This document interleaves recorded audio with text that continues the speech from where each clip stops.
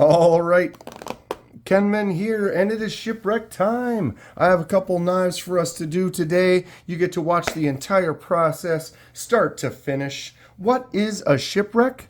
Well, you take a piece of brass or copper, and you do this.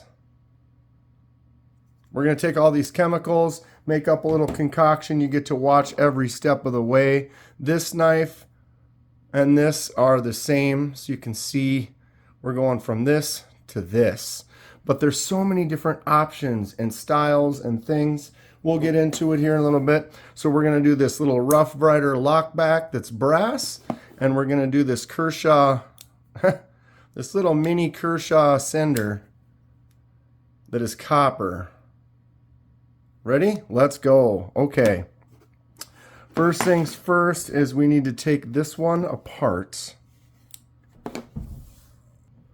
So we will grab a little board that I can leave everything on here and set aside. It looks like these are all T6s.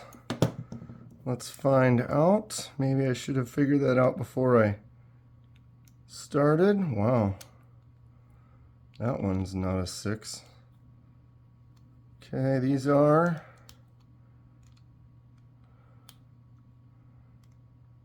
yeah, it looks like it is though.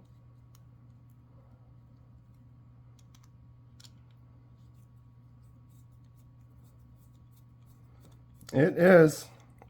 My eyes just don't work so good, I guess. All right. So we'll just quick get this apart here and we can get started.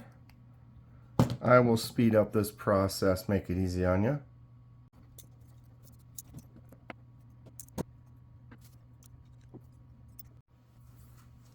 All right, we've got that all apart. These are the only two pieces we need. I can put the rest of this aside for when we reassemble. And now we have these. We want to wipe them off. They have some oil on the back and get rid of all the residue. Get it rid of? Sure. Clean that off there real quick, and then we are going to give them a quick buff. Kind of clean this up a little bit. Show you right here. You can see how I'm polishing that off. It's all kind of that dark rusty color. So I'm going to speed through this.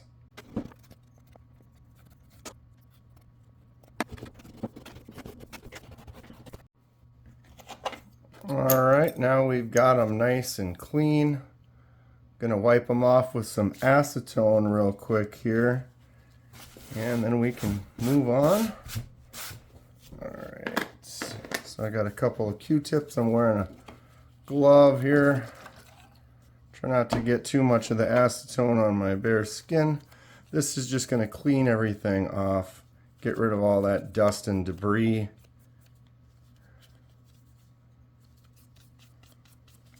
Any oils, fingerprints. We're going to maybe try out one of these where we put a bunch of fingerprints on it and see what it does. But for now, we're just going to wipe it clean, and I'm not going to touch the top there. And then we'll do the same to this one.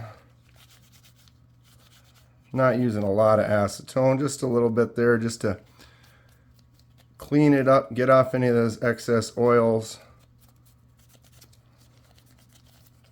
And we should be good to go. All right, try not to touch that front surface. Although this should make for an interesting mix here with all the wipe off this extra residue. That air dries really fast. All right. And now let's get to it. Let's get this stuff out of the way.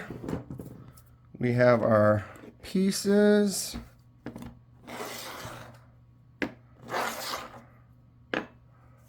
Set those over here. I have a container. I've wadded up a bunch of paper towels into these little balls to kind of create some texture. We are going to take some regular ammonia. Make sure you are in a ventilated area. You do not want to breathe these fumes. And I'm just going to basically pour ammonia over all the paper towels Get them coated. We don't need tons of ammonia at the bottom there. Spilling a little bit here. Don't put your face over the top and take a whiff. It is strong. Just want to make sure you get some nice ammonia coating on all of them there. And we're good. Little bit collected down at the bottom. If I tip it to kind of at an angle, I'm going to pour a little bit more down there. Okay, now I'm going to seal that ammonia up. Woo! That is powerful stuff. I'm going to tape up the blade, not that it is really necessary. The reaction only occurs with copper and brass, so the steel shouldn't really be affected, but I find that a little bit of tape to cover this blade up just kind of keeps it clean, keeps it a little bit protected. It is a liquid, so that liquid can start to affect it, but you can't cover this up. I've done several of these knives like this, and it all seems to work just fine. Okay, so we are good there. Give it one more wipe, make sure I don't have any fingerprints on there. Nice and clean. Then what we're going to do is we're going to take a couple different types of salt. I have some rock salt. I'm going to just randomly throw it in there. Heavier in some spots, maybe lighter in others. Regular table salt. Liberally dump some of that in there. Same. Kind of get it randomly placed everywhere, however thoroughly. The different things are going to create different reactions on here. So now I'm going to kind of just get a little bit of ammonia on there, just in a few places. I have some secret sauce over here. Throw that on there a little bit. The randomness is what I'm kind of going for on this right here. Actually take some of the salt right on there. You can see those salt grains. The salt does bring out the blue, so a little extra blue doesn't hurt. All right, I am going to just set this in here momentarily. I'm going to resettle it in a moment. I do have some vinegar that I don't really have. Hold on, I'm going to pause this. All right, I'm back. I put some of the vinegar in here. So we've got vinegar, ammonia, salt, soy sauce. All right, so I'm going to grab another Q-tip. Hit this a little bit with some of this. Just trying to get some variety of chemicals on there. Maybe even pour a little bit of this in a few places, just to make it random. All right, now these paper towels are kind of creating these spots that it's going to now touch. So what I'm going to do is kind of stick that in there like that. Maybe grab a couple of these, get them over the top, get it kind of settled in there. Put one right like that. Excellent. Then we need to create a couple more surfaces for these other pieces. And we're going to do the same thing here. Little soy, little ammonia,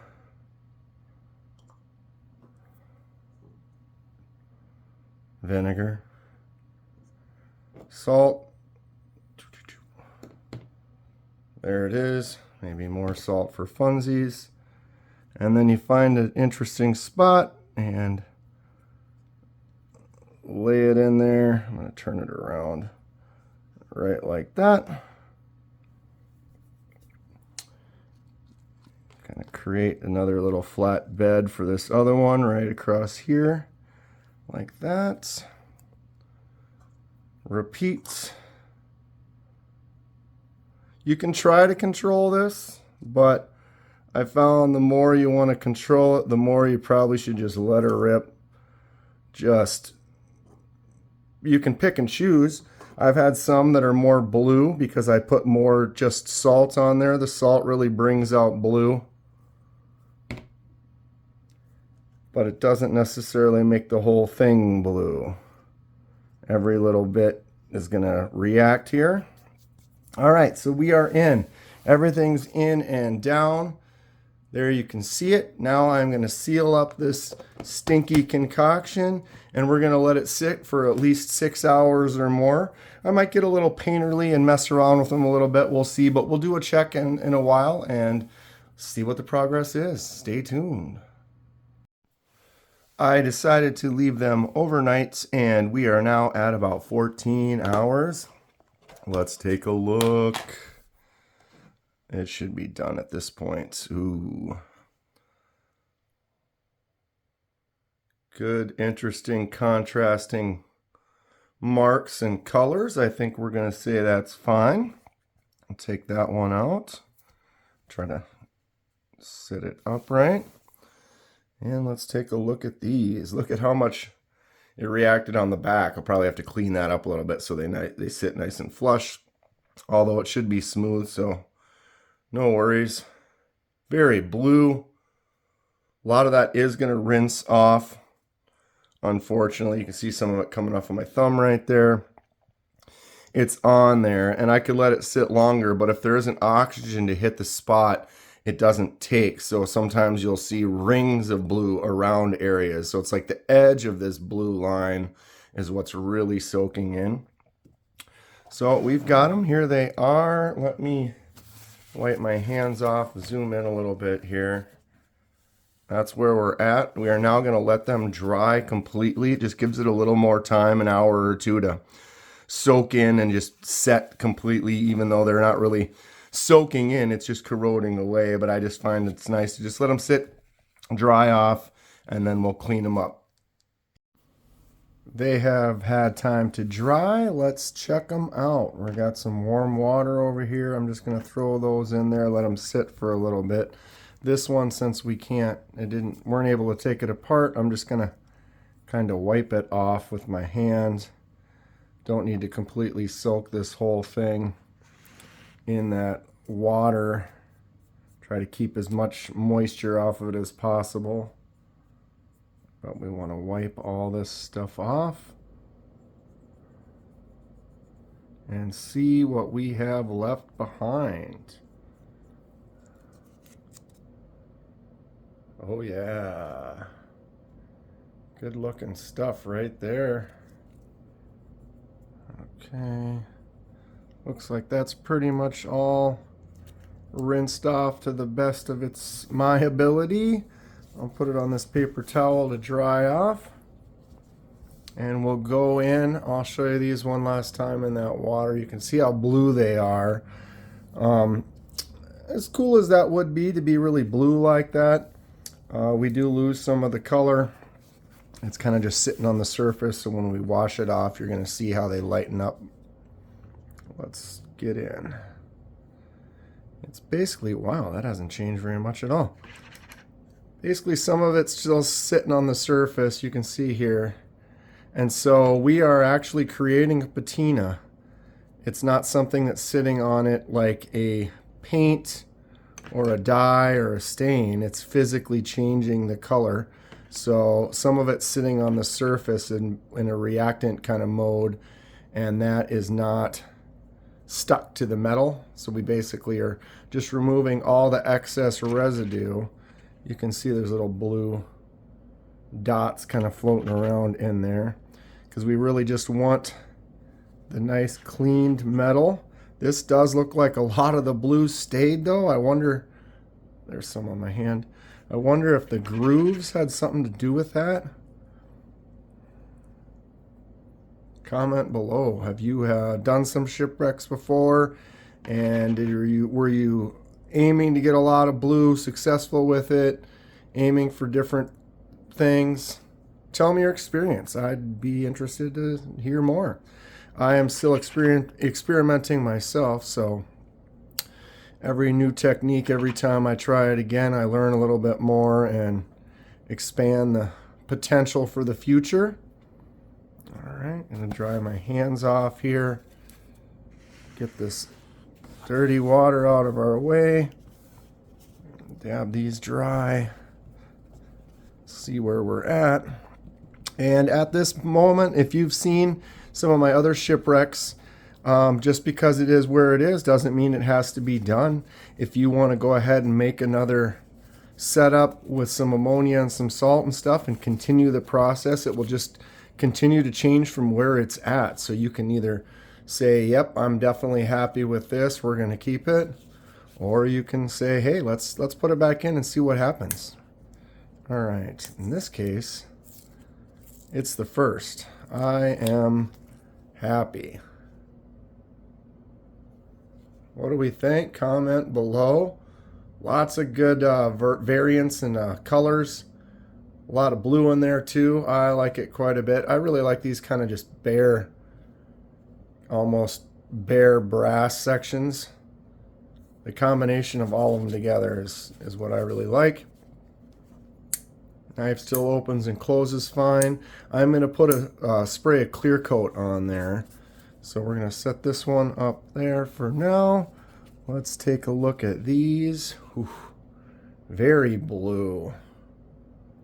I like it. This is probably the most blue that's stayed on the finished kind of piece.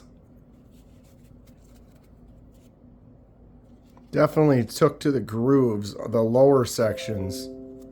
Oh, sorry, my computer's telling me something. Good stuff. All right, let's get these clear coated and put back together.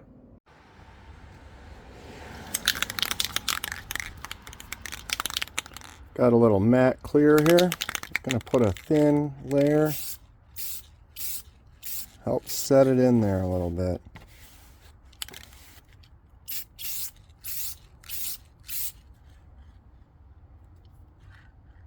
And now this one.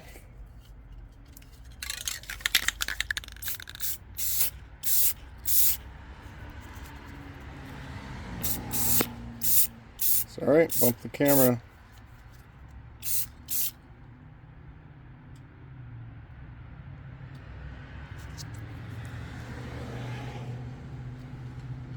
What do we think?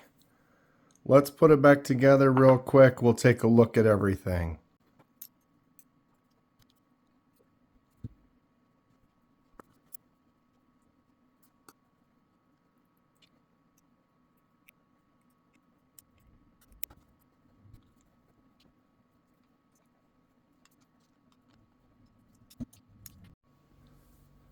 And we have done it. Cleaned up 2 fresh shipwrecks. Let's check them out here one at a time.